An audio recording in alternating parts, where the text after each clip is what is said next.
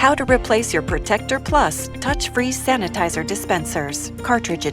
First, open the front cover of the dispenser. Find and unscrew the bracket here, then open it completely. Keep pressing the snap ring button so you can take out the bottle. Put the new hand sanitizer cartridge into the main body.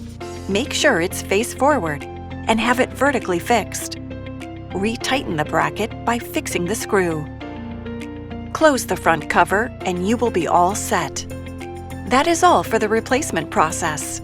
If you have any questions or want to inquire about our other products, please feel free to reach out to our ProtectorPlus CanCreativ office at 1-587-887-2272. Toll free 1-866-808-2272. Feel the hygiene of confidence.